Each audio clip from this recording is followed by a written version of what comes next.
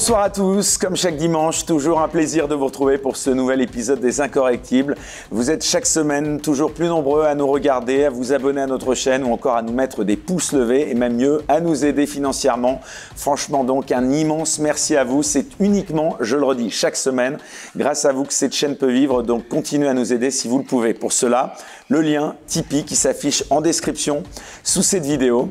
Alors l'invité que je reçois cette semaine m'avait déjà fait le plaisir de venir me voir par le passé. C'était en compagnie d'un de ses collègues, youtubeurs et influenceurs comme on dit. Il est en effet de plus en plus populaire et sa parole a de plus en plus d'écho dans la sphère dite patriote.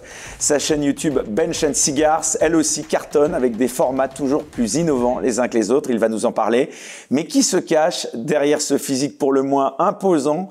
C'est ce que nous allons cette fois, j'espère, découvrir un peu plus. On va donc, et ce n'est pas facile, essayer de l'interviewer autrement, car des interviews, il en donne de plus en plus et il en connaît tous les secrets pour les pratiquer lui-même. Et je le disais, avec une sacrée originalité. On est donc ravis de l'accueillir dans Les Incorrectibles. Baptiste Marché, bonsoir. Bonsoir Eric. Alors on se connaît, donc on va pas mentir à notre public, on va se tutoyer. Baptiste, tu fais partie, je le disais, des influenceurs dits patriotes, même de droite sur les réseaux sociaux, avec d'autres de tes compères comme Papacito, le Raptor, qu'on a reçu ici en deuxième invité, ou encore Julien Rochdy, pour ne citer que. Influenceur, est-ce que ce terme te convient pour te définir ?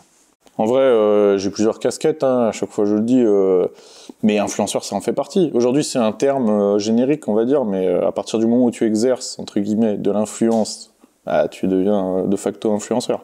Influenceur de droite, est-ce que ça te convient mieux ? Oui, enfin de droite, oui, bien sûr. Oui, je vais pas dire que je suis de gauche, évidemment. Non, mais tu dirais pas plutôt patriote ou nationaliste ou encore identitaire ? Disons des que termes qui sont aujourd'hui à la mode. Alors, bon, après, moi, je m'en fous un peu des termes à la mode. C'est vrai que moi, je me sens conservateur, on va dire, mais c'est vrai que parce que c'est plus, ça te permet plus de te placer sur une ligne internationale, entre guillemets, tu sais, le conservatisme américain, par exemple, ou européen, tout ça. Après, globalement, je suis de droite, mais de la vraie droite, on va dire, quoi. Ça peut être des synonymes pour toi, ces mots ? Bah oui, mais le problème, c'est qu'en fait, je trouve que le terme droite, il est un peu dévalué à cause de la droite d'aujourd'hui. En fait, quand tu dis la droite, on parle beaucoup de la droite, on parle des républicains, ils font l'espèce de distinguo droite, extrême droite. Tandis qu'en vérité, il faudrait parler de centre et de droite. Tu comprends ? Il n'y a pas vraiment d'extrême droite en France. Il y a de la droite, comme on l'a connu à l'époque. Et en fait, ce qui aujourd'hui est soi-disant la droite molle, en fait, c'est du centrisme, voire des fois même du socialisme. D'ailleurs, c'est intéressant ce que tu dis, parce qu'en effet, le terme extrême droite, justement, c'est justement la plupart du temps les opposants qui utilisent ce terme pour disqualifier quelqu'un qui a, on va dire, des opinions bien tranchées. Oui, parce que, en fait, déjà, il y a cette espèce de biais, tu sais. En fait, il y a le biais du juste milieu, qui est insupportable et qui en France est très répandu, c'est de dire tous les extrêmes sont mauvais, tu sais. Il faut un peu de tout, tu sais, il faut pas être... Et donc, en fait, en politique, ah non, les extrêmes, c'est jamais bon, t'entends tout le temps cette phrase. En fait, à chaque fois qu'on me dit ça, j'ai envie de leur dire... rapportez-le à une décision autre que politique. Par exemple, on va prendre un truc très extrême, la pédophilie. Moi, je suis totalement contre, donc c'est une position extrême, d'accord ? Et le mec qui est totalement pour, c'est une position extrême. Donc il faut faire quoi ? Il faut être un peu entre les deux ? Un peu pour la pédophilie, un peu contre ? Non. Les gens, ça leur viendrait pas l'idée là de dire qu'il faut être au juste milieu. Ils seront contre, point. Bah voilà, moi je suis de droite, point. Donc après tu peux dire oui, mais c'est extrême. Non, je suis désolé, c'est une position, ça s'appelle. Et pour revenir justement à la notion de patriote, justement, il y a des gens comme Michel Onfray qui se disent souverainistes de gauche. Est-ce que tu penses qu'on peut être patriote et de gauche ? Je pense qu'on peut être patriote et de gauche, mais en vérité, sans le savoir, on dessert la patrie. C'est-à-dire que les intentions sont bonnes, mais la façon est mauvaise, quoi.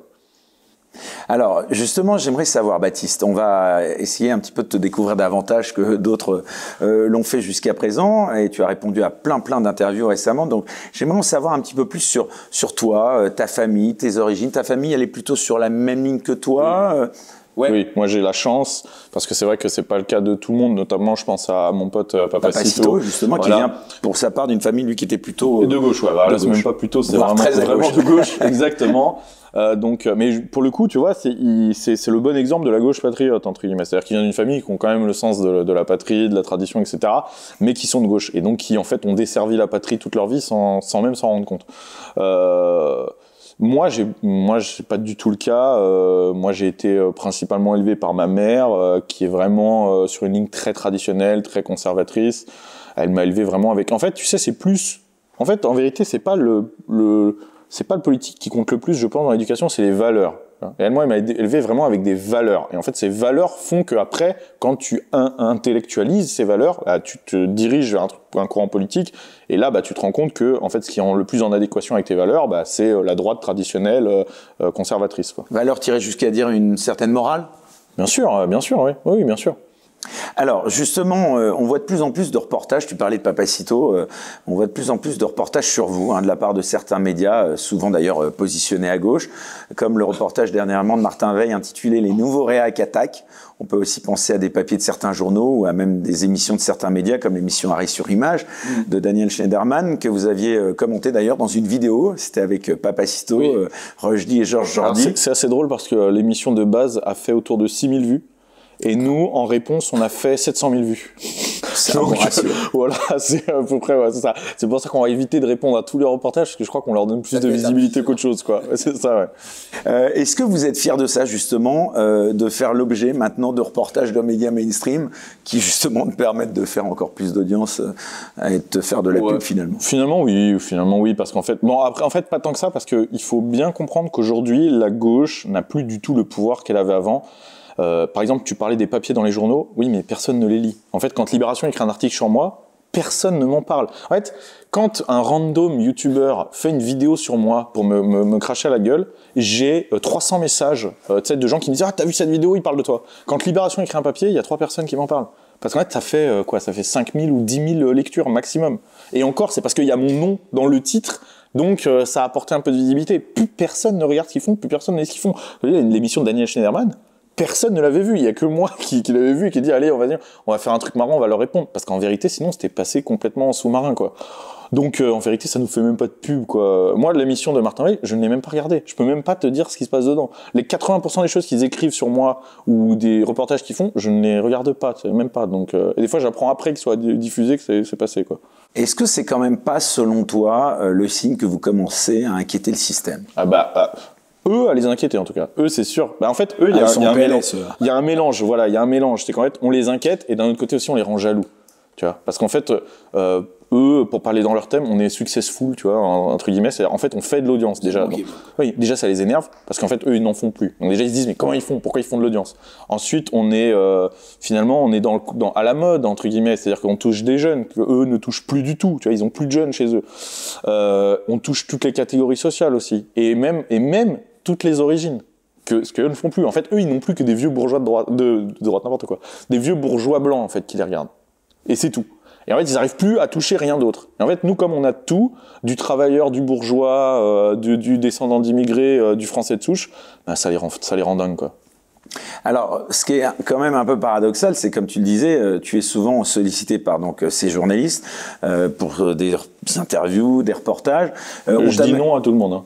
Ouais, enfin, à un moment, tu disais quand même pas non, parce qu'on t'a vu il y a quelques mois passer dans l'émission Cyril Hanouna, balance ton poste. Touche pas à mon poste. Alors, ils m'invitent presque toutes les semaines. Mais eux, je leur dis pas non. Enfin, là, je leur ai dit non toutes les fois où ils m'invitaient parce que soit le sujet me convenait pas, soit j'étais pas là. Mais je veux dire, je pourrais très bien y repasser. Parce qu'en fait, je suis d'accord à partir du moment où, bon, là, déjà, chez Cyril Hanouna, c'est en direct. Déjà, ils vont pas me laisser au montage. Qu'est-ce que t'en penses de Cyril Hanouna? Lui, à titre personnel? Objectivement, ouais. Bah écoute, déjà il donne la parole. Alors peut-être que c'est parce que ça lui fait de la pub, mais en même temps, que de l'audience, il s'en bat les couilles. D'accord. Il a pas à mon avis, cet homme n'a aucune conviction. C'est vraiment que l'audience qui l'intéresse. Sa prod est sympa. Moi, en tout cas, ils ont été toujours corrects avec moi. Même quand ils m'appellent et tout, sa prod est très sympa. Même les chroniqueurs sur place, par exemple, ont été assez sympas avec moi. Et le seul qui a été assez infect, c'est lui, en fait. Tu vois. Ah ouais? Ouais, bah lui, tu sais, il a fait son show. Surtout sur l'émission où je suis passé, il y avait Solveig Galloin. Il l'a laissé parler 25 minutes, moi 1 minute 30. C'est bien la preuve que quand on dit il donne la parole à tout le monde, non. Il donne la parole à ceux qui vont leur faire du buzz. Et d'ailleurs, quand ils m'appellent pour m'inviter, si ma position sur le sujet n'est pas assez caricaturale pour eux, eh ben ça les intéresse pas. Tu vois? Tu vois, ils m'invitent sur un sujet. Si je leur dis, bah écoutez, c'est compliqué, je pense que c'est pas tout blanc, tout noir. Ah bon, bah non, alors, tu vois. Eux, ils veulent des mecs. Et d'ailleurs, là où ils ont été déçus, c'est qu'en fait, quand ils m'ont invité face à Solveig Galloin, ils s'imaginaient que j'allais être le gros porc, tu sais, viandard, outrancier, etc. Et elle, la folle dingue végane. Ils se sont dit, génial, ça va faire. Comme moi, j'étais nuancé avec un discours intelligible, Cyril Hanouna, ça l'intéresse pas. Il veut pas faire du débat. Tu veux dire, il recherche le buzz en permanence. Il veut du buzz, voilà. Il veut du buzz. Bon, est-ce que en tout cas, quand des gens comme ça te critiquent dans certains documentaires dont on parlait il y a peu de temps, donc tu me le dis, tu nous le redis, tu t'en fous complètement, tu n'as jamais eu droit de réponse, rien. Tu sais, on réagit tous différemment. Je le vois vraiment quand tu dis dans la sphère patriote, etc., des influenceurs, tu as des gens qui sont... Le moindre truc comme ça les rend fous. Parce qu'il n'y a pas que ça, il y a aussi des mecs sur Internet. Tu sais, tu as aussi des mecs sur Internet qui font des vidéos. Moi, tu as des mecs qui font des vidéos entières sur moi pour me cracher la gueule. Moi, je ne les regarde même pas. Je t'avoue, là... Non, mais tes proches, ta famille, non? Plus. Oh, non, je crois qu'ils sont... Bah, s'ils les regardaient, ça leur ferait du mal, certainement. Mais je crois qu'ils s'en branlent aussi, tu vois. Et puis même eux, en fait, je pense qu'ils sont même pas trop au courant de ce genre de choses parce qu'il faut aller le chercher quand même pour le trouver, quoi. Moi, vraiment, ouais, ça me fait ni chaud ni froid. Je me dis, en fait, c'est... Si un mec que j'admirais, ou tu vois, que je respecte, ou que faisait un truc pour me dire que ça allait pas, bah là, je pense que j'aimerais lui répondre, débattre avec lui pour dire, bah non, tu te trompes, enfin, je pense que tu te trompes, ça. Mais après, quand c'est random connard, vraiment, c'est... non, mais je veux dire, c'est... quand Pierre Plotu écrit un article sur moi, je me dis pas, ah non, Pierre Plotu écrit un truc, je me dis, oui, bah oui, non, c'est normal, tu vois, c'est vraiment le ramassis de crottin du journalisme, il va pas d'un seul coup commencer à écrire des putains de papiers, quoi, tu vois. Et justement, alors là tu parles juste on va dire des critiques sur Internet, sur les réseaux sociaux, mais moi j'allais plus loin. Est-ce que au-delà de ça, t'as pas eu des emmerdements de la part de certains groupes comme ce qu'on appelle les Antifa par exemple? On l'a vu dernièrement avec Zemmour ou même avec une jeune journaliste de Livre Noir. T'as jamais été victime de harcèlement ou d'agression, même de la part de... Mais il sélectionne, hein. Faut dire moi, mon adresse a été mise en ligne sur un site d'extrême gauche. Alors c'est mon ancienne adresse, parce que là il se trouve qu'il y a quelques mois j'ai déménagé, mais elle est encore en ligne. Bon, ils peuvent y aller maintenant, mais c'est plus moi qui vis là-bas. Pauvre locataire qui a pris la suite. Exactement. Donc mon adresse a été en ligne donc presque un an, en gros. Et là, t'as pas réagi? Si, j'ai réagi de façon pénale, c'est-à-dire j'ai été déposé plainte, etc. Donc parce que bon, si le mec peut me verser un petit, tu vois, un petit billet de dédommagement, c'est toujours ça de prix. Mais personne n'est venu, tu vois. Les mecs, ils sont pas fous, ils viennent pas. Dans la rue, moi je m'entraîne dans des salles partout en France, des salles même dans des quartiers, etc. Parce que tu sais, moi je viens de banlieue, de ça. Je n'ai jamais eu de problème. Personne n'est jamais venu m'emmerder, tu vois. Je suis pas Jordan de Livre Noir, tu comprends? C'est plus facile de lui mettre la pression à lui, de lui faire supprimer ses rushs. Tandis que moi, s'ils viennent sur un tournage et qu'ils nous demandent de supprimer les rushs, ça va se passer moyennement bien. Faudra être convaincant. Voilà, c'est ça. Donc ça t'inquiète pas plus que ça? Du tout? Non, pas du tout. Bon. Malgré tout, j'imagine, ou j'espère, quand tu marches dans la rue, donc tu habites, tu disais aujourd'hui, sans nous donner ton adresse. J'habite en banlieue. Tu habites en banlieue, d'accord. Et donc, il n'y a jamais eu de rencontre? Non, je rencontre tous les jours des gens qui me reconnaissent, mais c'est toujours des gens sympas. C'est toujours pour me dire qu'ils aiment bien mon boulot. Dans les salles de sport, c'est pareil. À chaque fois que je m'entraîne dans une salle, un fitness park, n'importe lequel, tu peux être sûr qu'il y a des mecs qui viennent faire une photo avec moi, etc. Tout le temps, là, j'étais au resto, il y avait des mecs qui venaient tout un groupe de Guadeloupéens qui étaient là à Paris et tout. Ah ouais, les champions développé couché, on a pris des photos. C'est que des trucs comme ça que j'ai, des trucs sympas, tu vois. Donc c'est plutôt cool. Alors, on va reparler de toi, si tu veux bien, Baptiste, dans quelques instants, aussi de ton actualité. Mais avant cela, j'aimerais qu'on en vienne à cette actualité politique du moment, hein. Bien sûr, l'actualité brûlante, tu l'as évidemment suivie cette semaine. Elle était encore une fois dominée par l'actualité autour d'Éric Zemmour, qui est donc, ça y est, c'est officiel, désormais candidat à la présidentielle. C'est depuis mardi midi. Bon, c'était pas vraiment un secret. D'abord, est-ce que tu as regardé cette vidéo mise en ligne de 10 minutes sur YouTube? Qu'est-ce que tu en as pensé? Écoute, je pense que je suis pas la cible. Tu comprends? Parce que moi, je suis quelqu'un qui est acquis à la cause. Tu le soutiens, hein, on peut le dire. Exactement. Oui, je le soutiens. Voilà, je suis assez acquis à sa cause et à nos idées. Donc, en fait, cette vidéo, elle m'est pas destinée. D'une, parce que, comme tu dis, c'était pas une surprise qu'il allait être candidat. Tout le monde le sait depuis longtemps. On rappelle, donc, pour les gens qui nous regardent, une vidéo limitée, enfin, en tout cas, s'inspirait beaucoup de la posture du général de Gaulle. Ça, ce point-là en particulier, ça t'a plutôt marqué comme C'était bien fait. Après, est-ce que c'est un bon point stratégique? Moi, je suis pas un expert non plus pour le voir. En fait, ce qui m'intéresse, c'est les résultats, c'est de voir est-ce que ça fonctionne, tu vois. Ouais. C'est-à-dire que moi qui suis pas la cible, j'ai pas forcément spécialement été transporté par cette vidéo.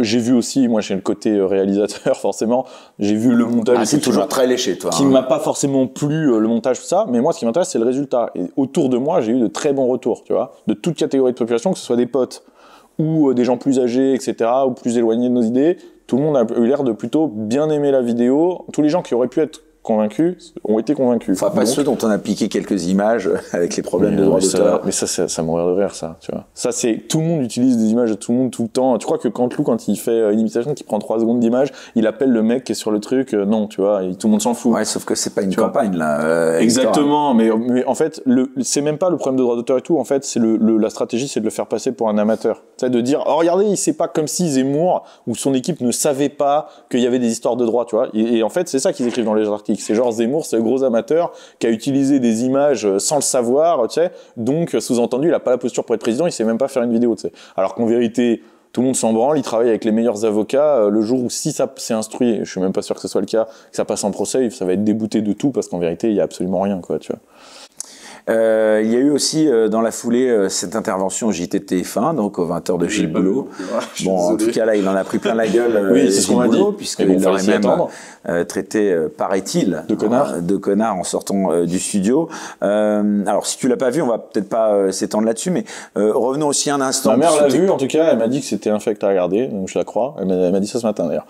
Donc, elle m'a dit que apparemment c'était infect à regarder, que vraiment ils l'ont pas laissé parler, puis ils l'ont pas laissé parler de son programme, c'est ça en gros. Ouais, à vrai dire, c'était plus une interview pour essayer de le déstabiliser, moins que pour fallait s'y attendre, en tout cas être respectueux d'une annonce, en tout cas de candidature à la présidentielle. En revanche, revenons un instant, toi qui as quand même une posture assez viriliste, de manière générale, dans tes rapports et dans tes expressions. Un petit mot quand même sur cette polémique du doigt d'honneur. Qu'est-ce que tu en as pensé, Baptiste Marchais? Je devine que ça t'a pas trop choqué, mais quand même. Ça me fait rire, mais après, d'un autre côté, je me dis, c'est pas, tu vois, il devrait quand même faire gaffe, tu vois, parce que de moindres trucs à utiliser, et comme justement la stratégie c'est de dire il a pas les épaules. Tu veux dire que là il a pas anticipé là, pour le coup. Je pense qu'il a réagi, tu vois. Après, d'un autre côté, ça a beaucoup réussi à Trump, tu vois. Mais les Français, c'est pas les Américains, tu vois. Donc, je suis partagé parce que d'un côté, je me dis bon, c'est bien, ça lui donne une image peut-être un peu plus, tu vois, qui se laisse pas faire, etc. D'un autre côté, tu vois, les Français en politique, ils sont très chiant en fait. Tu sais, ils veulent des mecs. C'est pour ça d'ailleurs qu'on a que des vieux pépés. Parce que même Macron, en fait, il est jeune, mais il se comporte comme un vieux pépé, tu vois. Donc non, gros, il fait faire des galipettes quand même. Oui, il y a ce genre de choses. Mais à part ça, tu vois, ce que je veux dire, il a des idées hyper ringardes, des postures ringardes. Donc c'est difficile à dire si ça le sert ou ça le dessert, tu vois. À mon avis, il faut attendre, tu vois, de prendre un peu de recul pour voir si tout ça, finalement, ça sera pas bénéfique plutôt que maléfique. C'est difficile à dire. Tu as raison. En tout cas, ça a choqué dans la petite mais ça choque personne. Boboïtude il faut semblant de se choquer, quoi. Voilà, tu vois, si c'est Mélenchon quand Mélenchon il dit tiens, pète-lui la gueule, ça les choque pas là, tu vois. Alors que c'est quand même un peu plus qu'un doigt d'honneur, tu vois.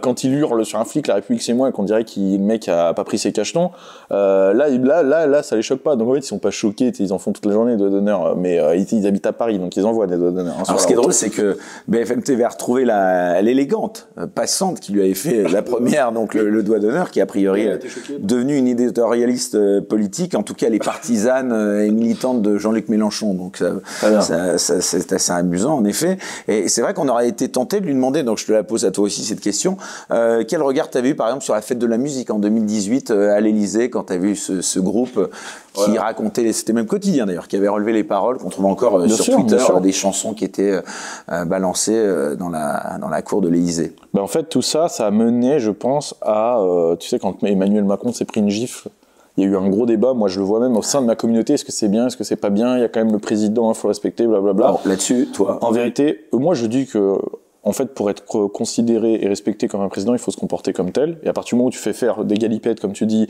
et que tu fais venir des mecs, des espèces de travelots à l'Élysée, ou faire chanter des chanteurs, là comme tu dis, enfin des chanteurs, ce genre de truc, tu n'es plus un président, tu ne mérites plus qu'on te traite comme tel, qu'on te respecte comme tel. Je dis pas que la claque c'était bien de le faire, je pense que stratégiquement c'était pas du tout intelligent, mais je dis pas, je m'offusque pas en disant oh là là c'est le président, faut pas le toucher. Non, pour moi Macron c'est un tas de merde, je le dis, je m'en fous, tu vois. Donc je veux dire, je respecte pas, et je pense qu'une claque c'est le minimum entre guillemets de la correction que, tu vois, qui par rapport à ce qu'il fait, tu vois. Alors évidemment, je dis pas qu'il faut l'agresser et tout ça, parce que comme encore une fois, stratégiquement c'est pas intéressant et que je pense pas que ce soit comme ça qu'on va. Là c'est plus la fonction aussi qu'il incarne. Mais je pense que la fonction il ne l'incarne plus, exactement. Et donc en fait il faut traiter l'homme et plus la fonction, parce qu'en fait la fonction il la mérite pas. Alors, donc, on le disait, Éric Zemmour, encore une fois, ce week-end, c'est lui qui qui fait en grande partie l'actualité. Est-ce qu'il a pour toi, puisqu'on le disait, donc tu es un de ses soutiens, tu nous le redis officiellement, oui, après j'attends de voir son programme, parce que c'est toujours pareil, je le soutiens. Là, comme ça, de prime abord, il met plus que Marine Le Pen. Il mettrait ça. Oui, voilà, parce que Marine Le Pen, je connais son programme, donc je sais que je ne la soutiens pas. C'est ça la différence. Parce que j'ai des divergences avec sa façon En fait, je trouve que Marine Le Pen, c'est une machine à perdre, si tu préfères. Tu comprends ? Jusqu'ici... là, en l'occurrence, d'après les sondages, alors ils sont souvent plantés, mais elle reprend du poil de la bête. Oui, et puis selon les sondages, Hillary Clinton sera élue présidente en 2016. On connaît, tu vois, je connais ces sondages. Mais en tout cas, c'est une machine à perdre au second tour, Marine Le Pen. Sauf que là, les sondages ne sont pas suspectés de vouloir faire élire Marine Le Pen. Non, mais de la faire vouloir aller au second tour, c'est pas inintéressant pour eux. Tu vois, c'est toujours pareil. Le clivage Macron-Le Pen, ils savent qui gagne après. En fait, la stratégie de diabolisation de Marine Le Pen est d'essayer de gauchiser son programme, de ternir ses propos, de se séparer de l'image de son père, etc. Je pense qu'elle n'a pas été payante parce qu'en fait, elle n'allait pas en corrélation avec les événements de la vie. C'est-à-dire qu'en fait, la France avait besoin de se droitiser et les gens avaient besoin au contraire qu'on les droitise. Et là, elle faisait le chemin inverse. Et surtout, je déteste cette posture de laisser... c'est une posture qu'on a eue à droite pendant des années. On commence à peine à s'en défaire. Et je pense que c'est aussi grâce à la sphère Internet, de laisser la gauche arbitrer. C'est-à-dire qu'en fait, c'est pas nous qui décidons ce qui est bien et mal, c'est eux. Et donc, du coup, on se rapproche de ce qu'ils considèrent comme bien pour faire genre, non. Mais en fait... moi, j'ai rien à foutre de ce qu'ils considèrent comme bien ou mal. En fait, moi, ce qui m'intéresse, c'est ce qui est bon pour la France. Même s'ils trouvent ça horrible, que c'est l'horreur, la bête immonde, le bruit des bottes, tout ce que tu veux, comme Schneiderman dit, j'en ai rien à branler. Est-ce que c'est bon pour le pays ? Est-ce que c'est pro bono publico, entre guillemets, ou pas ? Oui, alors c'est vers ça qu'il faut aller. En fait, Marine Le Pen, elle s'est contorsionnée pour essayer de faire des espèces de stratégies électorales, et finalement, elle s'est écartée de ce que les Français avaient besoin. Et c'est pour ça, à mon avis, qu'elle a perdu ça, et plus le fait que je pense pas que ce soit une personne qui incarne le rôle de président, parce qu'elle a du mal on dirait, alors c'est toujours facile de juger de l'extérieur, on va me dire, moi je suis que youtubeur évidemment, mais elle a du mal à travailler ses dossiers, elle s'est plantée au débat, elle a tendance à confondre les trucs, tu vois, on a l'impression qu'elle bosse pas de ouf. Elle a du mal aussi à s'entourer correctement de personnes solides sur leurs appuis. Donc, en l'occurrence, là, en parlant de s'entourer, Éric Zemmour, excuse-moi, il y en a pas mal qui l'ont lâché là ces derniers jours. Et justement, c'est pour ça que je te dis, quand tu me dis, oui, tu es un soutien d'Éric Zemmour, j'ai l'impression que je pourrais devenir un de ses soutiens, mais j'attends de voir son équipe, j'attends de voir son programme. En fait, moi, je suis pas comme les gens. Marine Le Pen, et s'il n'y a pas Éric Zemmour. Ah bah oui, il y a personne. J'espère que. C'est pour ça que je te dis que. Mais globalement, je suis pas comme les gens qui donnaient déjà 20% d'intention de vote à Emmanuel Macron alors qu'il n'avait pas donné son programme, tu vois. Je vais pas dire oui, c'est sûr et certain, je vote pour Éric Zemmour.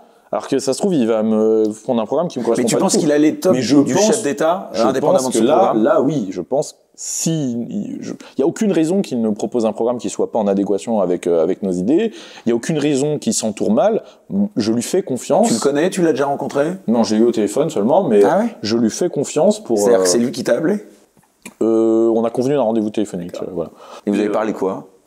Ah ben ça c'est bien indiscret. Non, on a parlé. Non mais c'est intéressant parce que ça prouve que quelqu'un comme Éric Zemmour, voilà, il va au devant des youtubeurs, exactement, des influenceurs. En tout cas, on a parlé de la possibilité d'y aller. On va voir s'il franchit le pas et qu'il le fait vraiment. Ça c'est une question de courage politique aussi.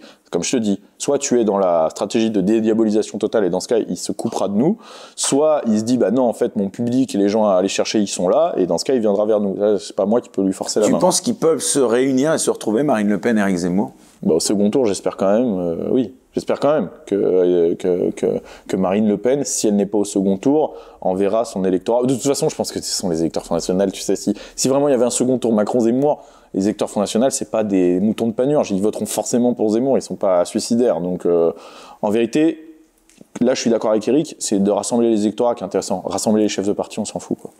Jusqu'à maintenant, tu votais quoi ? Le Front National, j'ai toujours voté Front National. Ah oui, donc c'est une première. C'est-à-dire que là, tu vas pour une fois... c'est la première fois qu'il y a quelqu'un d'autre de droite, en fait. Déjà. C'est la première fois qu'il y a un autre candidat de droite qui se présente. Parce que jusqu'ici, on avait Front National ou rien. Donc, c'est toujours pareil. Vaut mieux ça que rien. C'est vrai, tu vois, c'est toujours un pas en avant. Évidemment que le programme du Front National, il y a plein de choses qui sont très intéressantes. Évidemment que j'aurais préféré ça que tout ce qu'on s'est tapé depuis que je vote. Tu dis encore Front National, d'ailleurs. Oui, le Rassemblement National, excuse-moi, c'est vrai. Alors justement, c'est marrant qu'on parle de cet ancien nom. Justement, ce clip, excuse-moi d'y revenir un instant, où Éric Zemmour fait beaucoup de références à l'ancien temps, la nostalgie.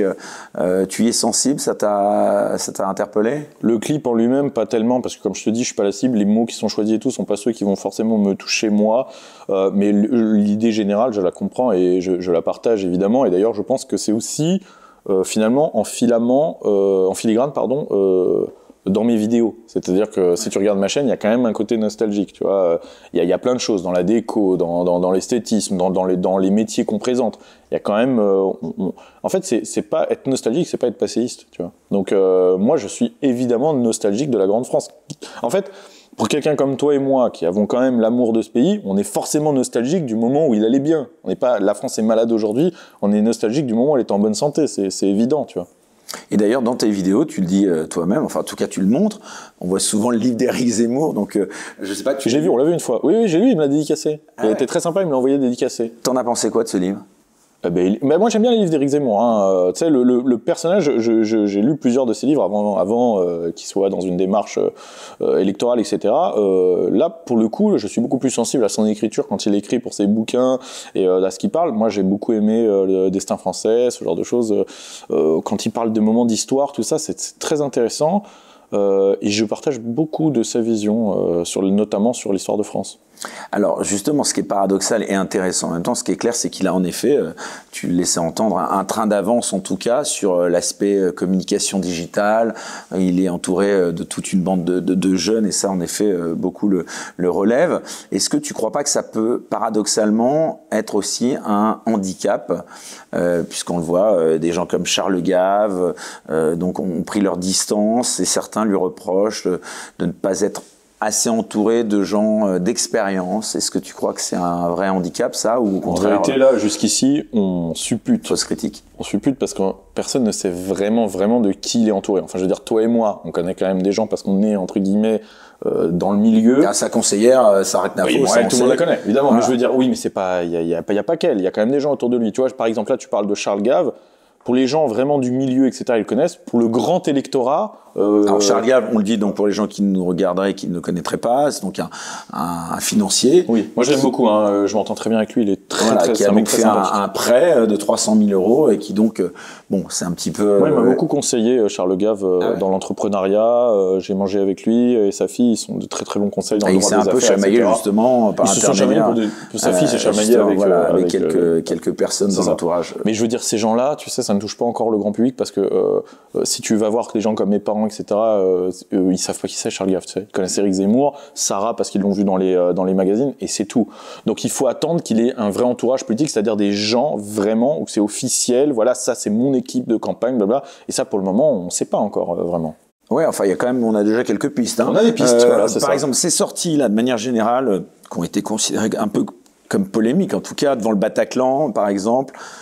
Ça t'a pas plus choqué que ça, toi? Mais en fait, le problème, c'est que je fais la différence entre ce qui est qu'on fait semblant que c'est polémique et ce qui est vraiment polémique. En fait, pour le moment, là, toutes les soi-disant polémiques qu'il y a eu, c'est que les prénoms, par exemple, qui font semblant. Oui, mais les gens font semblant de s'offusquer, tu vois. En fait, on avait quand même l'impression qu'il y en avait quelques-uns qui s'offusquaient bien. Oui, mais parce qu'il y a toujours 2-3 attardés dans le fond de la classe, tu vois. Mais je veux dire, les gens qui comprennent ce qu'il veut dire, ils sont pas spécialement offusqués, ils sont pas d'accord ou d'accord, mais faire genre oh là là, ça m'a blessé, il a dit que je devrais changer de prénom, quoi. Enfin. À un moment, si quelqu'un vient te dire, bah voilà, tes parents, je pense qu'ils ont eu une erreur dans ton prénom, et que ça y est, ça te blesse au point que t'en fasses des rêves la nuit, c'est le niveau 0 de la difficulté dans la vie. Hein. Faut arrêter, là, faut vivre en ermite dans une cabane dans la forêt, parce que tous les jours, c'est beaucoup plus dur la vie. Hein. Pour la vie des travailleurs français, des gens qui vivent ici, etc., la vie, elle est plus dure que ça. Hein, puis c'est vrai, toi qui es de droite et qui t'appelle Marchais, c'est quand même, ça doit pas être facile. Exactement. Moi, tous les jours, on me fait une référence à Georges Marchais, qui est un traître et un communiste. Voilà, je pleure pas pour autant le soir au fond de mon lit, tu vois. Donc bon. Quand tu disais justement, enfin, alors qu'on est en France, mais on a quand même l'impression qu'il s'inspire vraiment de Trump, de sa campagne. On en est quand même un peu loin, honnêtement. C'est un Trump français pour toi, Éric Zemmour? Le truc, c'est que la France n'a pas besoin d'un Trump français parce que ce qui marche pour les États-Unis, je suis bien placé pour le savoir parce que j'ai un pied là-bas, ne marche pas forcément pour la France. Les Américains sont quand même très différents et aussi le gouvernement fédéral américain, les États américains sont très différents. C'est-à-dire qu'en qu'en fait, il y a des stratégies qui vont toucher certains États, pas d'autres. Donc après, c'est aussi de dire, bah voilà, un leader qui a telle personnalité, ça marche avec certaines cultures américaines qui vont voter massivement, donc ça va le faire élire. En France, il y a plus une homogénéité quand même de la population, largement plus, et donc il n'y a pas besoin d'un Trump français. Par contre, je pense qu'il y a des bonnes choses à prendre, effectivement, de Trump. Moi, je suis en contact... je m'entends très bien avec Jason Miller, qui a été le porte-parole de Donald Trump, qui a été le directeur de sa campagne, et puis qui est un conseiller politique très influent aux États-Unis. Il a été même porte-parole de la Maison-Blanche pendant les 100 jours. On a parlé pas mal d'Éric Zemmour, lui et moi, et il est d'accord, parce qu'en fait, il y a des positions qui sont les mêmes. Le fait que ce soit un challenger, que ce soit le seul mec qui arrive qui n'est pas un politicien, tu vois, c'était le cas de Trump. Enfin voilà, qui a rien à y gagner spécialement. C'est-à-dire que Éric Zemmour, il vend des quantités astronomiques de livres. Donc je pense que financièrement tout va bien pour lui. Donc il n'est pas là pour l'argent, il n'est pas là pour le succès, etc. Tout ça, il l'a déjà. Donc ça, c'est des choses qui sont semblables à Trump. Alors l'ego, on n'en a jamais assez pour certains quand même. Hein. À voir. Mais bon, c'est pas un mal, hein, forcément. Oui, mais je sais pas si c'est dans sa pour devenir de président. l'ambition, oui, mais je sais pas si dans sa personnalité il est très orgueilleux. Je le perçois pas comme ça. Après, bon, je vis pas avec lui, hein, donc je peux pas te dire non plus. Sa position sur les femmes, toi qui es souvent qualifié de viriliste, d'ailleurs tu me diras ce qu'on doit entendre par là. Bon, sa position sur les femmes, de manière générale, tu la partages ? Oui. Oui. Après, après là, c'est des trucs très. Je sais pas si vraiment on veut parler de ça, mais il y a des choses. Récemment, dans une interview, c'était pour nos amis Livre Noir. Tu avais été assez cash dans ton rôle de l'homme et de la femme. Alors tu nous le redis pour nous. Je vais peut-être pas redire tout ce que j'ai dit sur Livre Noir. Non, mais l'essentiel.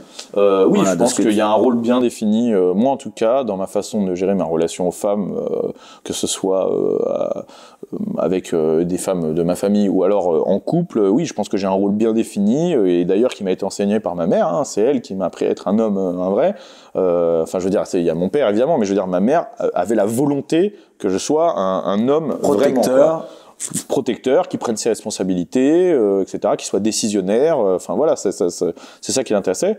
Je pense effectivement qu'il y a, et je partage ce constat avec mon ami Julien Rochdy, je pense qu'il y a des choses qui sont essentialistes dans l'homme et la femme, qui sont vraiment, qui font partie de notre nature profonde, qui font qu'on est extrêmement différents, qu'on réagit différemment, et qu'il faut aller dans le sens de cette nature. Dieu ou la nature, peu importe, tu vois, mettez ce que vous voulez derrière, mais en tout cas, il faut aller dans ce sens pour vivre en harmonie et pour avoir une société équilibrée. Ça, j'en suis persuadé. Je pense qu'Éric Zemmour, il a un bon constat, effectivement, sur la nature de l'homme et de la femme et du coup, les rapports qu'ils doivent avoir. Donc les revendications des minorités, ça te laisse de marbre, quoi. Les revendications des minorités, oui, j'en ai rien à foutre. Enfin, en fait, le problème, c'est que qu'est-ce qu'on met derrière minorité ? Parce que, en fait, il y a des minorités de minorités. Parce que, alors les minorités, c'est quoi ? C'est les musulmans. Mais aujourd'hui, il y a je sais pas combien de millions de musulmans, c'est pas spécialement. Je parlais plus des communautés LGBT. Et voilà, après, il y a les LG, donc quoi ? Il y a les LGBT, c'est ça, mais c'est quoi ? C'est les gays, ou, parce qu'à l'intérieur, après, il y a quoi ? Il y a les transsexuels, les machins. À la fin, ça représente quoi ? Parce qu'en fait, oui, il y a aussi les revendications des unijambistes. Pourquoi dans les magasins de chaussures, c'est toujours par paire ? Personne ne pense aux unijambistes ? Je veux dire, ils se sentent pas offusqués, mais en fait c'est la même chose. Quand tu arrives devant des chiottes, qu'il y a homme-femme et que tu dis oui mais moi les 0,001% où on se considère non genré, ou moi j'imagine je suis un dauphin, je dois chier dans un aquarium, il y a pas ça pour moi. Non mais oui, mais on en a rien à foutre, tu vois. Donc à un moment tu peux pas commencer à te préoccuper de ça. Ce qui compte c'est le bien commun, ce qui compte c'est la société, voilà. Alors, pour revenir à ce sujet donc large et que évidemment on va aborder de manière importante, la liberté d'expression. Est-ce que selon toi, en France, cette émission elle s'appelle Les Incorrectibles, pas pour rien qu'on est arrivé sur Internet, hein, tu le connais. Oui, je connais l'histoire. Tu connais l'histoire. C'est une autre histoire. Voilà, grande histoire. Mais en tout cas, on est là pour parler de toi. Est-ce que tu penses qu'elle est en péril, qu'elle est menacée ? Pas plus qu'avant, en tout cas. Je pense qu'on a eu une période à vide, c'est-à-dire que je pense que c'était pire en 2010 qu'aujourd'hui. Tu vois, par exemple. Moi, j'ai connu, ça fait plus de 10 ans que je suis militant, j'ai connu une période où on ne pouvait pas dire ce qu'on dit à l'heure actuelle. En fait, ce qui nous a sauvé un petit peu, la liberté d'expression en France, effectivement, ça n'existe plus tellement. Aujourd'hui, c'est le marché qui domine, mais ça nous sauve. Je m'explique. En fait, aujourd'hui, il y a une grande majorité de Français qui ont nos idées, ou en tout cas qui les entendent. Ces gens-là, c'est une part de marché. Ce qui fait qu'en fait, des gens comme Bolloré, par exemple. Bolloré, moi, j'ai travaillé pour lui, donc je le connais un petit peu. Il n'a pas de conviction, ce homme-là, il s'en fout. Il produit et Canal+, et CNews, tu vois. C'est-à-dire que lui, il s'en fout de ce qu'il y a. Ce qu'il veut, c'est de l'audience. Lui, il s'est dit, mais attends, il y a 20 millions de Français de droite conservateur et il n'y a pas une seule émission de télé pour eux. Ben moi, je vais faire une chaîne pour eux et on va faire de l'audience. Et hop, je vais mettre Zemmour et je vais être premier tous les soirs. Tu vois ? Et donc, il s'en fout de ce qu'il dit Zemmour. Ce qui compte, c'est s'il regarde les chiffres, il regarde Médiamétrie, et il voit que ça marche. Ben nous, il faut s'engouffrer dans cette brèche. Parce qu'en fait, ça fait que du coup, effectivement, ça nous a réouvert un petit peu, ça a réouvert la fenêtre d'Overton, et ça nous a un petit peu tu crois qu'il n'y a pas de sincérité de ce côté-là Du côté des mecs qui produisent. Ouais, ou en tout cas, tu parlais de Vincent Bolloré, on sait que c'est un mec qui est breton, catholique, pratiquant... Je suis pas persuadé. Bah, pourquoi il produit le reste alors ? Parce qu'il produit pas que des trucs de droite, Vincent Bolloré, tu vois. Pourquoi il produit Canal+ dans ce cas, tu vois. Peut-être qu'il a des convictions personnelles, mais elles passent après en tout cas, tu vois. Donc nous, il faut s'embrécher. Et en fait, même avec par exemple nous sur Internet, pourquoi on a cette possibilité ? Bah, c'est aussi grâce aux annonceurs, etc., qui se disent « Attendez, il y a un public à prendre, moi ça m'intéresse de financer ça, etc. » Et du coup, comme ça fait du marché, etc., bah, on existe, tu vois. Si on rapportait rien à personne, bah, en fait, on ne leur apporterait que des emmerdes, parce qu'on a que des critiques, etc. Et là, en fait, on n'existerait plus. Notre liberté d'expression, elle ne tient, je pense, aujourd'hui, qu'à ça. Alors justement, est-ce que tu en fixes des limites à cette liberté d'expression, toi ? Est-ce qu'il y a des sujets que tu t'interdis d'aborder ? Moi, en fait, je me cadre à l'aspect légal, tout simplement. Et tu es sur la même, on va dire, ligne que tes potes Papacito, ou par exemple Après, Papacito, je pense qu'il est, Papacito, il y va, et après, il voit les conséquences, plus, tu vois. Papacito, en fait, il fait son beurre avec ses livres, tu vois. Donc, en fait, lui, si sa chaîne saute, si ses trucs sautent, ça le fait chier, mais tu vois, c'est pas ça qui le fait vivre. Donc, il se dit, autant y aller à fond et dire vraiment ce que je pense, tout ça. Moi, évidemment, mon travail, il se fait sur YouTube. Si ma chaîne saute, j'ai plus rien pour m'exprimer. Donc il faut quand même que je fasse attention, exactement. Et puis après, je vais jamais dire quelque chose, tu vois, je vais jamais m'interdire de dire quelque chose, ou je vais jamais dire quelque chose auquel je suis pas d'accord. Évidemment, tout ce que je fais, c'est 100% sincère, mais je fais attention à ce que ce soit des choses où on puisse qui soit audible entre guillemets, voilà, tout simplement. Après, par contre, en interview, je me permets déjà beaucoup plus de choses. Ça, c'est la chaîne des autres, c'est interview, tu vois ce que je veux dire ? Là, sur ta chaîne, etc., s'il y a un truc que je dis où vraiment tu trouves, ouais, c'est pas grave, bah, c'est toi qui le supprimeras, mais moi, en tout cas, je dis, tu vois, j'ai toujours eu cette posture, c'est-à-dire, à l'extérieur, c'est open bar. Moi, sur ma chaîne, on n'a pas un contenu spécialement politique.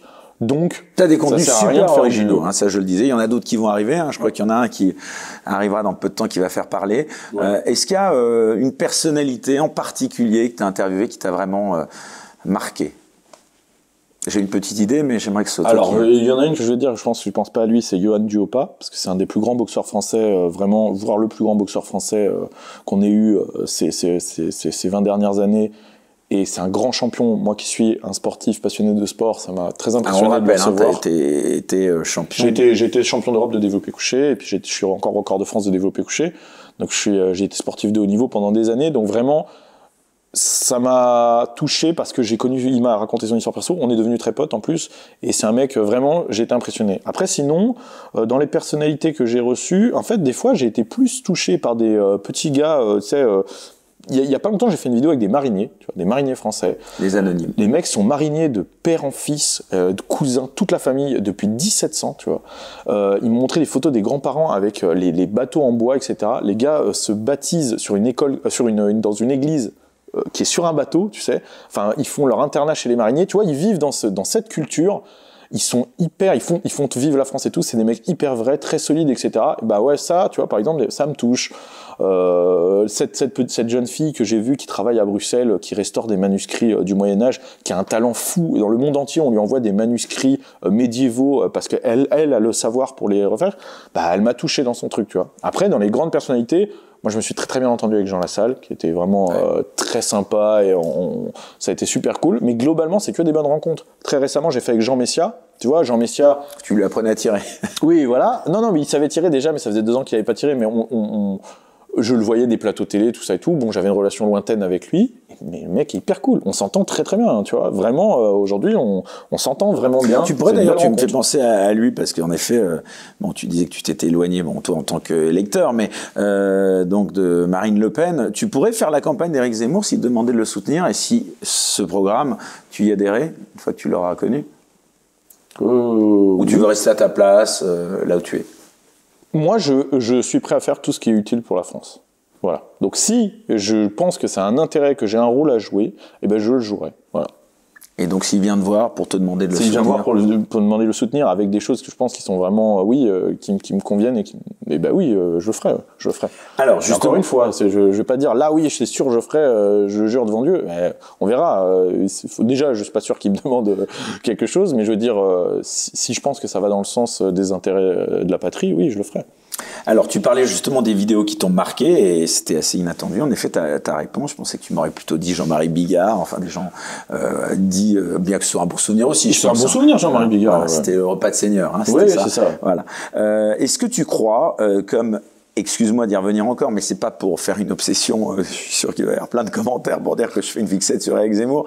Est-ce que tu crois, Baptiste, que les principaux thèmes de cette campagne présidentielle vont être l'identité française et l'immigration? Mais en fait, de fait, Zemmour place la campagne sur ces deux thèmes et tout le monde va se positionner face à lui. C'est toujours pareil. C'est vraiment lui qui dicte le tempo. Je pense. Et qui va continuer honnêtement, à lutter. Oui. Je pense que c'est lui qui dicte le tempo. La preuve, c'est que là, ils essayent de nous ramener au Covid et en fait, tout le monde en a rien à foutre et on revient sur l'identité française.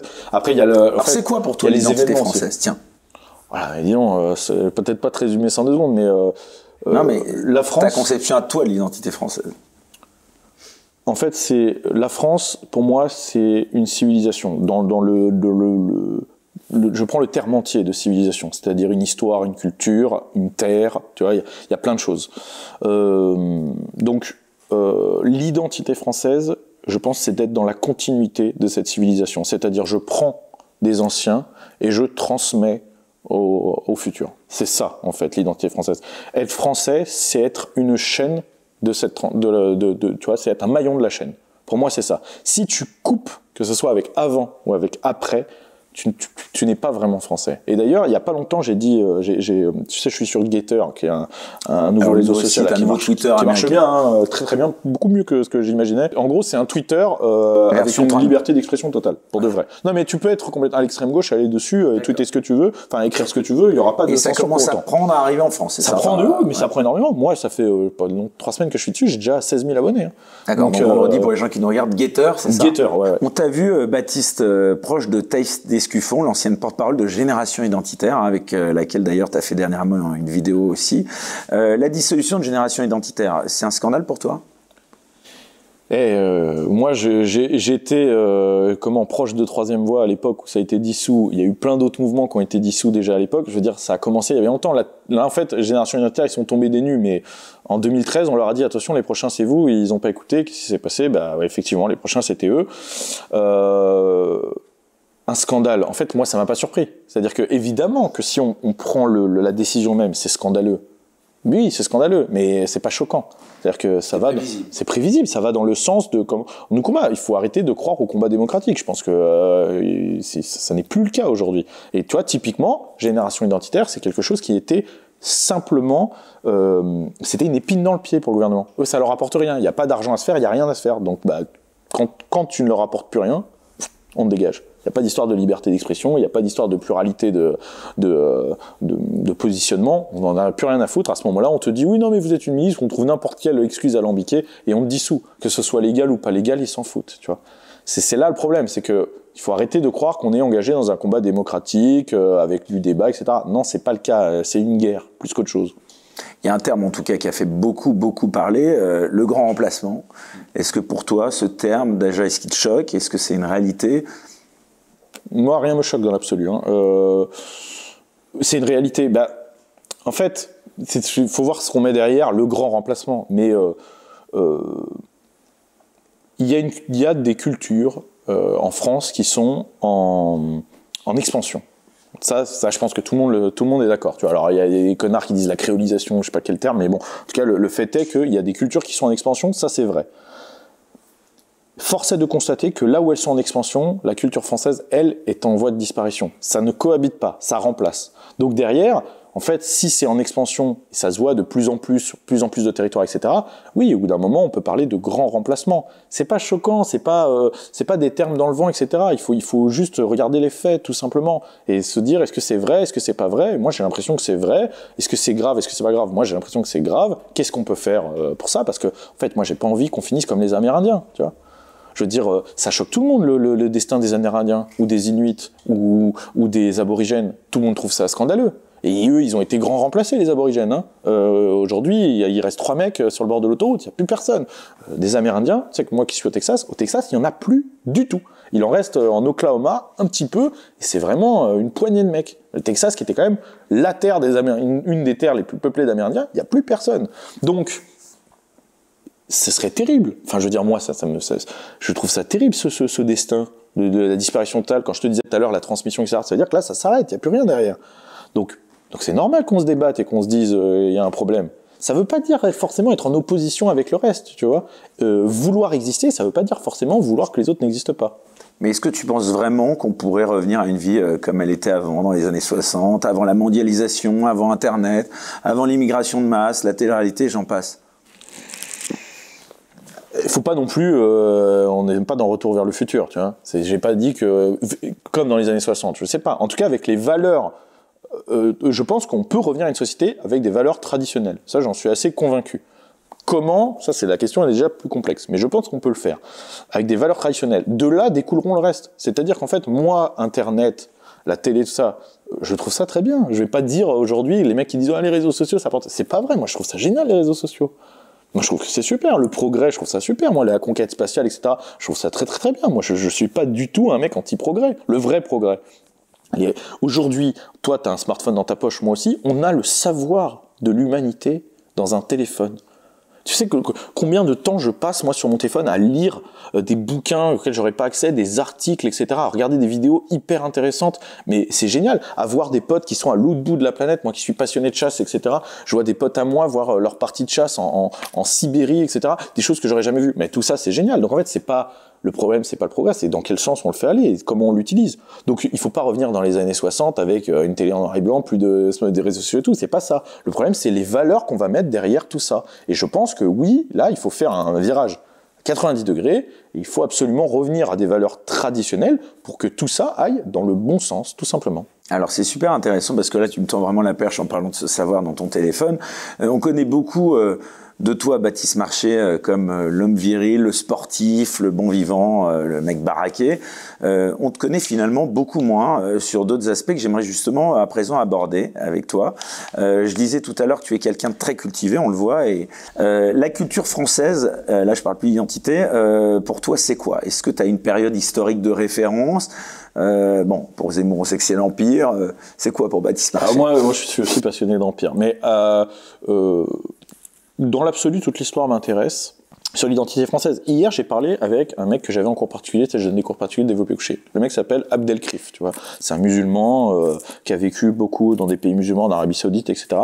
Et le mec me disait, en fait, moi, je me sens pas, depuis que j'ai connu l'histoire de France, je me sens pas opprimé. Parce qu'en fait, j'ai compris que l'histoire de France, avant de plier... En fait, quand on nous demande, à nous, parce qu'il est algérien, d'origine algérienne, il m'a dit, quand on nous demande à nous, Algériens, de se tordre à l'identité française, c'est-à-dire de devenir français, en fait, j'ai compris qu'avant, on l'a demandé aux Bretons, aux Vendéens, et ainsi de suite. C'est-à-dire, en étudiant l'histoire. Il dit, j'ai bien compris, moi, j'ai vécu au Royaume-Uni. Là, je te le cite, hein. J'ai vécu au Royaume-Uni. Au Royaume-Uni, c'est très différent, c'est très fédéral, etc. En France, non, il y a un pouvoir centralisé, une culture homogène qui a été imposée, et donc, en fait, je me sens pas, opprimé, parce qu'en fait, je comprends bien que je vais dans le sens de cette histoire. Donc, tu vois, en fait, le regard sur l'histoire, même pour un mec qui est complètement étranger à notre culture, il est intéressant. Il permet de comprendre le présent. Donc en vérité, oui, toutes les périodes m'intéressent. Moi, j'adore, par exemple, Charlemagne, tu vois. J'aime beaucoup l'histoire de Charlemagne, comment, moi qui suis catholique en plus, comment il a fait subsister les états pontificaux, tout ça, c'est génial, parce que en fait, il faut toujours voir ça avec un aspect sanguin. C'est-à-dire que fait Charlemagne, quand tu dis ça à des gens, ils ont l'impression que c'est... Mais Charlemagne, c'est notre ancêtre. Je veux dire, les mecs qui le servaient, etc., ce sont vos arrière. Enfin, c'est votre famille. Il y a des gens de votre famille qui étaient. C'est votre sang, c'est votre identité, etc. C'est pas des parfaits inconnus qui sortent de nulle part. C'est nous. C'est cette terre qu'ils ont foulée, c'est ces murs qu'ils ont construits, etc. Donc c'est nous. Moi, quand je parle de mon arrière-grand-père, je suis ému. Je vois pas pourquoi, quand je parlerais de mon arrière-arrière-arrière-grand-père, qui était, il se trouve qu'il a été fusillé au 43e towing de Napoléon, je me sens tout aussi proche de lui, entre guillemets, tu vois. Donc forcément, ça me raccorde à cette période. Tu parlais des États-Unis tout à l'heure, l'entrée de Joséphine Baker au Panthéon, ça t'a touché? Enfin, oui, c'est pas, ça m'a touché, ça m'a pas ému, hein, je veux dire, mais oui, c'est bien. Alors, de manière générale, est-ce que je le disais, tu as lu le dernier livre d'Éric Zemmour, quel type de livre tu affectionnes, tu lis, est-ce qu'il y a des... Je lis aucun roman. Tu lis pas de roman? Non, je lis aucun roman. Moi, ma mère est prof de français, donc je lis depuis que je suis petit beaucoup parce que j'ai T'as pas un le choix. écrivain en particulier que t'affectionnes? Alors, le truc, c'est que quand je dis ça, à chaque fois, ça paraît pompeux, tu vois. Mais un livre qui m'a marqué parce que c'est pour parler de grande littérature, parce que sinon il y a des petites choses, bien sûr, mais dans la grande littérature, Chateaubriand, c'est quelqu'un auquel je suis très sensible. Après, par exemple, dans les conseillerais je sais pas si je conseille parce que oui, enfin ça dépend parce qu'il faut aimer ce genre de littérature. Il y a des mecs qui peuvent trouver ça très chiant, hein, donc il faut aimer. Par exemple, pour les gens qui me demandent des livres d'histoire, je trouve que pour démarrer, Max Gallo, c'est très intéressant parce que c'est un peu romancé pour le coup. Donc c'est toujours sur les faits, toujours propre, hein, il prend pas non plus, mais c'est très intéressant. Ça permet de raccrocher en lisant cette histoire, en disant peut-être d'être pris un peu dans l'histoire et du coup derrière de se raccrocher à sa propre histoire. C'est un peu le heroic fantasy français, quoi. Donc moi je lis des livres d'histoire. Dernièrement j'ai lu pas mal des études de Jacques Marseille sur la colonisation, par exemple, parce que moi je suis très fan de l'empire colonial, etc., de la culture coloniale. Donc j'ai lu pas mal ce genre de choses. Aujourd'hui, j'ai beaucoup moins de temps, alors je lis moins, et en plus on m'envoie énormément de livres. Donc, par exemple, là dernièrement, j'ai lu le livre de mes amis Papacito et Julien Rochdy. Ils me l'ont envoyé, je l'ai lu pour pouvoir en parler. Ça m'a pris déjà vachement de temps de le lire parce qu'en fait, j'avais eu peu de temps libre donc c'était quelques pages par quelques pages, quoi. Mais à l'époque, j'ai beaucoup lu. Maintenant, je lis plus sur mon téléphone, tu vois. Alors justement, tu parlais d'eux, Papacito, Rochdy, Marceau et même Laura Magnier. Ils sont en train de lancer une nouvelle revue qui s'appelle La Furia. Est-ce que tu aurais pu y participer? Pourquoi tu n'y participes pas? Première question. Ils m'ont proposé, mais j'ai beaucoup de travail, pour de vrai. J'ai beaucoup de projets. Là, c'était un projet en plus. C'était pas forcément très intéressant pour moi par rapport à ce qu'ils me proposaient. Je suis obligé de faire des choix, évidemment. Il y a plein de projets sympas. Après, je suis obligé de choisir ce qui est intéressant pour moi, pour l'avenir de ma chaîne, de mon business aussi, etc. Là, pour le coup, c'était beaucoup de temps de travail pour finalement pas une grande participation à la fin dans l'acte fini. Je pense qu'en plus, ils n'ont pas besoin de moi. La preuve en est, ils ont vendu 15 000 et quelques, donc tu vois. Donc je regrette pas. Par contre, je leur fais confiance pour faire quelque chose de très qualitatif. Hein. Baptiste Marché, donc en termes, on le voit, youtubeur, tu t'exprimes, tu lis beaucoup. Est-ce que Baptiste Marché, écrivain, qui écrira un livre un jour, ça pourrait être possible? Parce que finalement, ce serait assez cohérent, ça pourrait avoir de la logique. J'ai eu l'idée d'écrire un truc, mais après, faut voir hein, déjà. En fait, moi, je suis assez bon pour écrire des choses courtes. C'est-à-dire des discours, j'en ai publié quelques-uns, des discours que j'ai faits, etc., des articles. Là-dessus, je pense que j'ai un bagage littéraire qui fait que ça va, j'arrive à être assez percutant. Écrire un livre, c'est vraiment très différent, hein, tu vois, parce qu'en fait, quand tu écris un discours, il faut que tu mettes tout de suite, tu vois. Et quand tu écris un livre, la différence, c'est qu'il faut distiller. C'est-à-dire qu'en fait, si tu mets tout de suite, t'as plus rien. Tu vois, ouais, voilà. Mais j'ai eu l'idée d'écrire un livre sur mes anecdotes de porte, tu sais, quand j'étais videur. Ouais, de physio. C'est ça, j'étais videur de boîte de nuit pendant 8 ans. Exactement, j'étais en porte à Paris. J'ai eu cette idée, après il faudrait encore une fois le temps, et puis surtout, ça se trouve, j'ai pas les capacités de le faire. Hein. Tu sais, j'en sais rien, il faudrait que je m'y essaye pour voir si ça rendrait quelque chose ou pas, quoi. C'est vrai qu'on sent que tu as, je sais pas si tu as suivi des études de business, mais on sent que tu es quand même sur le côté business, t'es bien armé là aussi. Donc j'aimerais te poser quelques questions. D'abord, comment est-ce que tu es financé? C'est toujours un peu opaque de manière générale, les youtubeurs. On se demande toujours comment on fait, puisque maintenant je vais essayer pour exister, donc je vais y venir. Donc voilà, est-ce que tu peux nous dire combien tu gagnes publiquement? Est-ce que tu peux nous dire comment tu gagnes de l'argent? Alors je gagne en gros ma vie avec plusieurs méthodes. Alors en gros, il y a YouTube déjà. Donc il y a AdSense, donc ça c'est les petites pubs. Donc ça c'est la pub, la monétisation, voilà. C'est ça. Tu peux nous dire un ordre de grandeur, tu gagnes. Bah ça dépend, mais en fait en gros, je vais te dire déjà tous les trucs, ouais. Et après je vais essayer de faire un petit peu le détail. Il y a ça. Après il y a les sponsorisations de vidéos. Donc ça c'est les pubs qu'on voit au début de mes vidéos où je travaille avec des marques, des produits. Ensuite il y a mes sociétés à moi, c'est-à-dire placement de produits aussi. Ouais, les placements de produits, c'est ça. Les sponsorisations, ce que je dis c'est les placements de produits. Ensuite il y a mes sociétés, c'est-à-dire le coaching et les vêtements. Et là, oui, tu viens d'ailleurs, ta dernière collection est sortie il y a quelques jours. Qui vient de sortir, exactement, jeudi dernier. C'est sur benchandcigars.com. Allez-y, hein, je le dis, allez-y. Là, c'est en précommande jusqu'au 20. Normalement, tout sera livré avant Noël. Inch'Allah, si Dieu veut. s'il n'y a pas de problème de transporteur, etc. Donc on a sorti la nouvelle collection. Donc là, c'est des collections quoi, de vêtements classiques. Ouais, c'est des t-shirts, des casquettes, puis un débardeur pour le sport. C'est ce qu'on avait quoi, déjà en gros Baptiste Marché dessus ou... Non, justement, on essaie toujours de faire pas du produit dérivé, mais de faire des t-shirts avec des vrais visuels. C'est-à-dire qu'on travaille avec des graphistes et tout pour faire un truc qui se porte vraiment, qui soit pas juste un produit dérivé de la chaîne. Donc on l'avait fait déjà pour la collection Fabriqué en d'été, France. Alors, c'est imprimé en France. Le textile, je l'ai déjà dit, le textile n'est pas fabriqué en France parce qu'en fait, en France, l'industrie du textile, c'est une galère. Et en fait, au début, j'ai voulu tout faire fabriquer en France et je ne pouvais pas avoir les coupes que je voulais, ni les tailles que je voulais. Et surtout, il fallait que je vende à un prix où, en fait, j'ai pas l'impression que ce soit le genre de produit que ma communauté, dans l'ensemble, peuvent s'offrir. Ça fait 50, 60 euros le t-shirt. Ça me plaît pas de faire ce genre de choses. Donc là, le compromis que j'ai fait, c'est de trouver des produits fabriqués en Europe et de faire, par contre, stocker, imprimer, etc. en France. Voilà. Donc je fais travailler le maximum en France pour que ça reste abordable et qu'il y ait la qualité que je veux surtout. Donc il y a ça. J'ai ouvert une boîte de production il y a pas longtemps. Je vais en parler là dans les mois qui viennent parce que ça va se lancer, mais pour produire d'autres youtubeurs. Et bah oui, c'est ça dont je voulais aussi que tu parles, une sorte de collectif, exactement. ou d'incubateur. C'est ça. Alors c'est pas encore là on va se lancer. Enfin ça va démarrer. Donc je vais avoir l'occasion d'en parler sur la chaîne des premiers de notre bord. Mais sinon sur YouTube ça se fait beaucoup. Effectivement, j'ai créé une structure en fait pour que des jeunes youtubeurs ou des plus petits youtubeurs de chez nous puissent avoir tout le bagage, c'est-à-dire décor, comment régie pub, etc., matériel, tout ça. Donc, mais je te dis, j'en parlerai un petit peu plus tard quand on sera lancé vraiment. Donc ça, c'est pour janvier. Oui, pour janvier. Ouais, pour janvier. Donc j'ai tout ça. Donc après, donc tout ça, à la rigueur, je te demande même pas le détail. Au global, par mois, le truc c'est pas ça, c'est qu'après tout ça, il faut sortir ce que tu produis. C'est-à-dire que tout ça rapporte, mais après moi en coût de production, j'ai des gros coûts de production. Donc par exemple les revenus AdSense, qu'on disait les revenus YouTube, moi je gagne entre 6 000 et 8 000 euros de revenus AdSense, donc de pub YouTube par mois, mais tout part dans la prod. Là pour le coup, il y a rien qui arrive dans ma poche parce que rien que de cadrage, j'en ai pour 5 000 balles de cadrage. Après tous les déplacements, après voilà. Monétisation, placement de produits, levée de fonds un petit peu. Non, je fais aucune levée de fonds. Moi, je m'autofinance entièrement, c'est-à-dire avec mes boîtes, mes sociétés, donc que ce soit les revenus publicitaires ou ce que je vends, etc. C'est ça qui m'aide à me financer entièrement. Ouais. On va arriver bientôt, et oui déjà presque une heure, plus d'une heure en tout cas d'émission. Merci à toi encore une fois d'être parmi les premiers invités de cette chaîne et puis de m'avoir toujours soutenu. Je le dis parce que on se connaît un petit peu. Tu m'as donné des super conseils avant de lancer cette chaîne. Ce personnage entre nous, tu l'entretiens un petit peu? Est-ce qu'il est totalement à 100% Toi, tu me connais perso, donc tu vois bien qu'il n'y a pas tellement de différence en fait. Non, c'est vrai. En fait, je crois pas que c'est un personnage, parce que tous les gens qui me rencontrent dans la vie, ils voient bien qu'ils ont la même personne en face que sur les vidéos.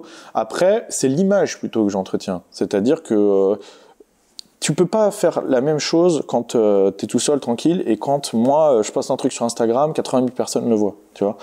J'ai cette dimension d'exemple. J'essaye, en tout cas, de me dire, attention, il y a toujours des mecs qui te regardent, et il y a des gens, que tu le veuilles ou non, qui te prennent comme exemple. Donc du coup, je fais très attention à l'image que je renvoie, etc., pour me dire, voilà, qu'ils aient au moins un modèle à se raccrocher où lui, il dit, ça défaille jamais. Parce que finalement, tout le monde a des moments plus ou moins bien, tu vois. J'essaye de montrer vraiment des choses très très carrées qui correspondent vraiment à l'image que je veux donner. Donc peut-être que ça réduit un petit peu le champ de vision sur ma personnalité et que j'en coupe certains points, c'est possible, mais en tout cas je ne travestis rien. Tu te vois où dans 10 ans, Baptiste ? Difficile à dire, hein. J'espère que tout ça va prospérer, que mes nouveaux formats vont marcher, que la chaîne va prendre de l'ampleur. Donc les nouveaux formats, est-ce que tu peux nous dévoiler un peu en exclu? Il y en a un. Je peux t'en dévoiler un en exclu notamment, qui s'appelle Bat vs Wild, qu'on va sortir très récemment. Bat versus Wild. Voilà, ça va faire un petit peu un clin d'œil à Man vs Wild, ce genre d'émission. Donc je partirai à l'étranger, avec des Français de l'étranger, faire des séjours de chasse ou de pêche un petit peu exotiques. On en a une prévue au Congo en mai pour faire une chasse au buffle notamment, et c'est ce genre de choses qu'on va faire. Donc des vrais trucs de la vraie prod vraiment belle, tu vois, de super lieux, aller sur le Mékong, pêcher poisson chat géant et tout, ce genre de trucs. C'est vraiment ça que j'ai envie de faire. Ils sont super léchés, hein. Tes vidéos, c'est super important. Tu suis ça vraiment, tu travailles avec, je pense, la même équipe depuis longtemps. Ouais, la lumière, le montage, on voit bien qu'il y a vraiment. Pour moi, YouTube, c'est ça. T'as un modèle en particulier américain peut-être? Là, pour cette émission-là, par exemple, pour cette émission Bat vs Wild, mon modèle, c'est Steven Varinella qui a fait l'émission Carnivore, Meat Eater, qui est sur Netflix et qui fait exactement la même chose, mais lui fait que aux États-Unis. Il part partout dans les États américains et il fait des chasses traditionnel de l'endroit où il va et de la bouffe après avec ce qu'il a chassé. Et c'est super bien fait. Et c'est vraiment sur ce modèle-là qu'on se calque pour faire Bad vs Wild. Alors pour le moment, c'est en construction, entre guillemets. Hein. Il n'y a rien qui a été tourné. On est en train d'organiser les voyages, de placer nos pions pour le faire et de trouver les financements pour le faire, exactement. Mais ça, c'est ce qui devrait sortir en... Mais c'est vrai que pour moi, YouTube, c'est 50% de forme, 50% de fond. Donc en fait, le fond est là, mais la forme, c'est très important. Et moi, j'essaye toujours d'attacher une patte d'esthétisme à tout ce que je fais. Alors après, on peut y être sensible ou pas, parce que c'est aussi subjectif, entre guillemets, l'esthétisme. Mais tout ce que je fais, je le trouve beau, en tout cas. Et j'essaye que ce soit beau, quoi, à l'image, au son, tout ça. Et d'ailleurs, ça rejoint ton art sportif également. Un peu, oui, c'est vrai. Et tu as aussi cette activité de coaching à côté. Tout à fait, ouais, j'ai ma boîte de coaching. Que tu maintiens. Que je maintiens, exactement. Ouais, je fais du cours particulier, des stages pour les salles de sport, etc., des stages de groupe. Et à côté de ça, je fais du coaching en ligne, mais en ce moment, j'ai plus de place du tout. Donc là, ça sert à rien d'annoncer parce qu'on est complet pour le moment. Mais en tout cas, pour tout ce qui est cours particulier ou stage, oui, il y a encore des créneaux. Ouais. Globalement, pour clore, une question assez rituelle que je pose souvent aux invités ici. Tu es plutôt positif pour les années à venir, pour ce qui concerne la France ? Je suis ni positif ni négatif, je suis pragmatique. Optimiste. Non, on verra. Honnêtement, je ne sais pas. Je pense, en fait, je suis persuadé qu'il va se passer des choses. Je suis persuadé que le combat arrive, qu'il soit physique ou politique ou voilà. Après, j'ai aucune certitude sur le fait de le gagner ou non. Et tu penses que les réseaux sociaux vont y jouer un grand rôle ? Oui, je pense qu'aujourd'hui, les médias, c'est aussi Internet, et que Internet est en phase de devenir le média numéro 1. Donc les médias ont toujours eu énormément d'influence. Je pense que ça va pas changer. Quand je te parlais de cette image que tu entretenais, sincèrement ou pas, mais j'en doutais pas en effet, oui. Est-ce que tu n'as pas peur, paradoxalement, non plus qu'on t'enferme dans cette image justement c'est le cas, c'est ce qui se passe déjà. Mais en fait, quand tu disais tout à l'heure, par exemple, oui, tout à l'heure tu as dit, on te connaît sous le truc viril, musclé, tout ça, et moins sur le truc culturel. Pourtant, 50% de mon contenu sur YouTube, c'est du culturel. Donc en fait, en vérité, on me connaît autant pour l'un pour l'autre. C'est juste que les gens ont des œillères et choisissent de ne voir que ça. Mais c'est vraiment un choix qui leur est propre. Parce que mon contenu, on dit que c'est du divertissement. Mais en vérité, la majorité de mon contenu, c'est du culturel. Je suis désolé, mais il y a du tir, etc. Bon, ça, c'est du divertissement. Mais quand je fais des trucs sur l'histoire, sur les métiers traditionnels, sur l'artisanat, etc., ça, c'est de la culture, à ce que je sache. Donc, tu vois, en fait, les gens décident ils voient ce qu'ils ont envie de voir. Tu pourras inviter tout le monde, est-ce qu'il y a des gens vraiment que tu pourrais pas inviter ? Je n'invite que des gens, sur ma chaîne il y a une atmosphère, c'est une atmosphère de copains, et je n'invite que des gens avec qui j'ai des affinités, c'est-à-dire que même des gens de chez nous, si je n'ai pas d'affinité particulière, je ne veux pas faire croire que j'ai une affinité à la caméra. Et comme il y a une atmosphère de copains, quand je ne suis pas sûr, tout à l'heure tu parlais de Thaïs Descuffon, avant de la connaître, je ne sais pas du tout comment elle était, cette fille-là, on a dîné ensemble, je lui ai dit, j'aimerais bien qu'on fasse une vidéo, mais je préfère qu'on se voit avant. On a dîné ensemble et j'ai pris la mesure de voir un petit peu. Tu veux dire, tu les découvres pas exactement lorsqu'on te voit en vidéo, tu les as vus avant. Quand j'ai un doute, ouais. Quand j'ai un doute, oui. Parce que je veux voir d'abord comment le feeling passe, etc. Et si je vois que la personne est cool, et c'est passé avec Thaïs, c'était super sympa, j'ai fait ok, en fait elle est très cool, très bien, on va faire une vidéo, ça va bien se passer. Mais je l'aurais pas fait sans visibilité avant, parce que j'aurais pas voulu que, tu vois, qu'il y ait pas ce truc amical, entre guillemets. Il faut forcément, tous les gens que j'ai invités sur ma chaîne, c'est des gens avec qui j'ai des très bonnes relations. Merci beaucoup Baptiste Marché d'avoir accepté notre invitation dans Les Incorrectibles. Donc on rappelle pour le public, pour ceux qui ne connaîtraient pas encore ta chaîne, s'il en reste, ta chaîne YouTube, Bench and Cigars, qu'on vous encourage tous à aller voir, si vous ne la connaissez donc pas encore. Si vous avez apprécié cette émission, excuse-moi de faire un peu de pub, n'hésitez pas à vous abonner, à mettre un pouce levé si vous le souhaitez et que vous le pouvez bien entendu, à nous aider financièrement via le lien Tipeee sous cette vidéo. On se retrouve donc dimanche prochain pour un nouveau numéro des Incorrectibles. Ce sera comme toujours en exclusivité à 18h ici sur YouTube et nulle part ailleurs. Quant à moi, je vous souhaite une très bonne semaine à tous et comme je ne cesse de le répéter, surtout restez incorrectibles.